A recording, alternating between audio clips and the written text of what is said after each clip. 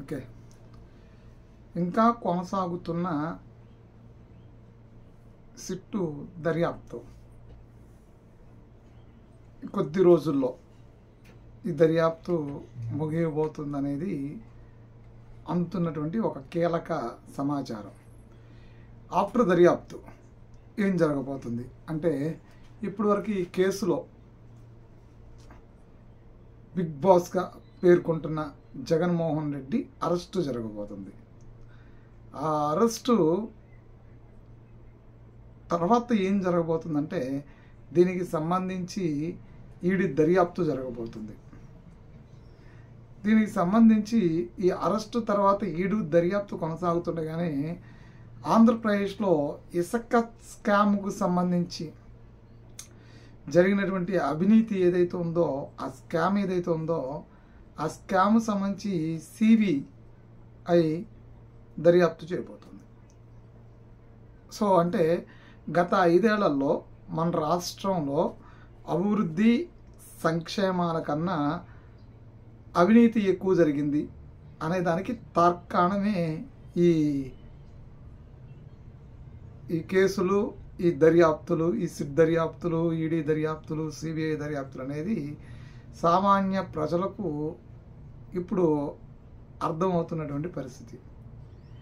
చట్టానికి ఎవరో అతిథులు కాదు, చట్టానికి అందరూ సమానమే అనేటువంటి ఒక అంశాన్ని మనం కొంచెం క్లోజ్గా చూస్తే, లేదంటే లోతుగా పరిశీలిస్తే, గతంలో చంద్రబాబు నాయుడు అరెస్టు సందర్భంలో వైసీపీలో ఉన్నటువంటి కొంతమంది నేతలు చట్టానికి అందరూ సమానమే, చట్టానికి ఎవరూ అతిథులు కాదు, ఆయన 3 సార్లు ముఖ్యమంత్రి అయినా 33 సార్లు ముఖ్యమంత్రి అయినా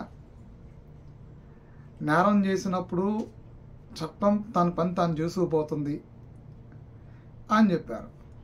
సరే, ఏజ్లో కొంచెం ఆయన బాగా పెద్ద అయినా, రాష్ట్రాన్ని 3 సార్లు ముఖ్యమంత్రి చేశారు, ప్రస్తుతానికి ప్రతిపక్ష నేతగా ఉన్నారు, ఎమ్మెల్యేగా ఉన్నారు, ఒక గొప్ప విజనరీ పర్సన్. ఆయనకు కోర్టు అంటే మౌలిక కనీస సదుపాయాలను కల్పన ఇవ్వండి అంటే దాని మీద వ్యంగ్యంగా మాట్లాడారు. ఇవాళేమో జగన్మోహన్ రెడ్డి అరెస్టు దగ్గర పడుతున్న కొద్దీ కూడా ఇటు జగన్మోహన్ రెడ్డి, అదేవిధంగా వైసీపీలో ఉన్నటువంటి కొంతమంది ఈ చట్టానికైనా అతీతుడు కాదు అన్నట్టు మాట్లాడుతున్నారు. ఆయనకి చట్టం ఆయన ముందు బానిస అన్నట్టు మాట్లాడుతున్నారు. చట్టానికి ఆయన అంటే ఈయన సమానం కాదు, ఈయన ప్రత్యేకం అన్నట్టు మాట్లాడుతూ ఉన్నారు.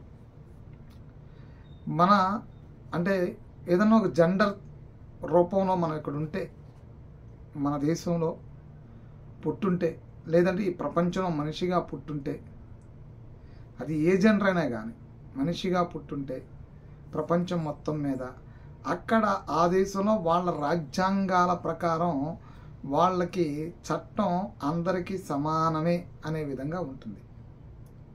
ఇక్కడ ప్రధానమంత్రికి ఒక చట్టం, చంద్రబాబుకు ఒక చట్టం, వన్ అండ్ ఓన్లీ జగన్మోహన్ రెడ్డికి మాత్రం ఒక ప్రత్యేకమైనటువంటి చట్టాలు ఉండవు. అంటే ఈ చట్టాలు జగన్మోహన్ రెడ్డికి వర్తించవు అనే పందాలో మాట్లాడడం అనేది చాలా హాస్యాస్పదంగా ఉంటుంది. ఎందుకు జగన్మోహన్ రెడ్డికి ఈ చట్టాలు వర్తించవు?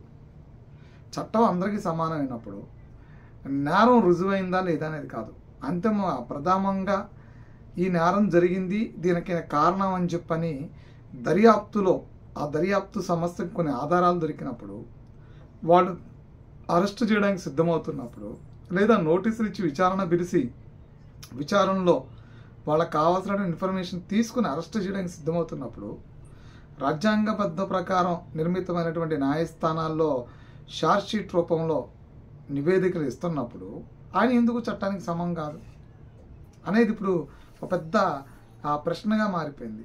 అంటే ఆయన అసలు అతీతుడు, లేదంటే ఆయన ఒక పునీతుడు, అంటే ఒక దేవుడికి మాత్రమే మన రాజ్యాంగంలో ఉన్నటువంటి చట్టాలు వర్తించవు. కానీ ఎవరో అయినా సరే మనిషి, అతను ప్రధానమంత్రి అయినా, ముఖ్యమంత్రి అయినా, ప్రతిపక్ష నేతని, ఎవరికైనా సరే చట్టం సమానం మన రాజ్యాంగం రాసినటువంటి ప్రకారం. భగవంతుని మనం ఎలాగో శిక్షించలేం కాబట్టి, భగవంతుడికి ఎలాగో మనం బెడిలేలేం కాబట్టి, మన రాజ్యాంగం భగవంతుడికి అనుసంధానించబడినది కాదు కాబట్టి వాళ్ళకి మాత్రమే మన చట్టంలో సమానం కాదు అనేటువంటి ఒక బ్రేక్ ఉంది. కానీ మిగతా ఎవరికైనా సరే చట్టం ఒకేలా ఉంది అనేది మన రాజ్యాంగం చెప్తుంది. మన రాజ్యాంగం ప్రకారం ప్రతి పౌరుడికి ప్రశ్నించే హక్కు ఎలా కలిగి ఉన్నాడో ఆర్టికల్ 19A ప్రకారం, అలాగే ప్రతి పౌరుడికి నేరం చేస్తే శిక్షించడానికి కూడా చట్టం అలాగే సమానంగా ఉంది. కానీ జగన్మోహన్ రెడ్డికి అది కాదు, అదో ప్రత్యేకమైనటువంటి అంశంగా ఇటు వైసీపీలో ఉన్నటువంటి కొంతమంది చెప్తూ ఉంటే నిజంగా అది హాస్యాస్పదంగా ఉంటుంది, వినడానికి కూడా చాలా ఎబ్బెట్టుగా ఉంటుంది. మినిమం కామన్ సెన్స్, వైసీపీలో ఉన్న వాళ్ళకి మినిమం కామన్ సెన్స్ ఉండాలి. ఆయన్ని సిట్ అరెస్ట్ చేస్తుందా, ఈ ప్రభుత్వం అరెస్ట్ చేస్తుందా, ఎలా అరెస్ట్ చేస్తుంది, ఈ కేసులో జగన్మోహన్ రెడ్డిని ఎందుకు అరెస్ట్ చేస్తారు అనేటువంటి వితండ వాదన. మినిమం కామన్ సెన్స్తో ఆలోచిస్తే ఆ వాదన చేయరు. ఈ నేరంలో, ఈ కేసులో లేదా ఈ స్కామ్లో ఆయన పాత్ర ఎంతవరకు ఉందనేది మాత్రం ఉంటుంది, ఎంతవరకు ఆయన శిక్షార్హుడు అనేది మాత్రం ఉంటుంది. కానీ ఇందులో అంతిమ లబ్ధిదారు ఆయనే, కొట్టేసిన ప్రతి రూపాయి ఆయనకే వెళ్ళింది అనేది ఉంది. సో ఏదేమైనప్పటికీ కూడా మినిమం కామన్ సెన్స్తో ఆలోచించాల్సినటువంటి ఆవశ్యకత రాజకీయ నేతల్లో కొరవడటం నిజంగా దౌర్భాగ్యం. ఆ కామన్ సెన్స్ లేక చట్టం మాకు వర్తించదు అని చెప్పడం ఇంకా దరిద్రం, ఇది ఇంకా దౌర్భాగ్యం.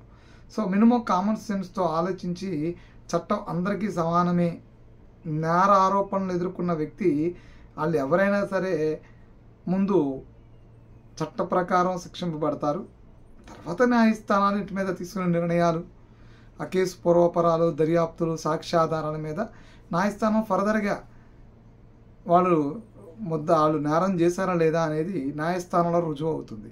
కానీ ప్రధానంగా ఆరోపణలు వచ్చినప్పుడు చట్టం తన పని తాను చేసేయాల్సిన అవసరం అయితే ఉందిగా, అది జగన్మోహన్ రెడ్డిని వదిలేయడానికి లేదు కదా. సో చంద్రబాబు నాయుడు విషయంలో చట్టం అందరికీ సమానమే అని చెప్పినటువంటి వైసీపీ నేతలు జగన్మోహన్ రెడ్డి విషయంలో చట్టం అందరికీ సమానమే అనుకోకపోవటం నిజంగా వాళ్ళ కామన్ సెన్స్కి ఇది ఒక అగ్ని పరీక్ష.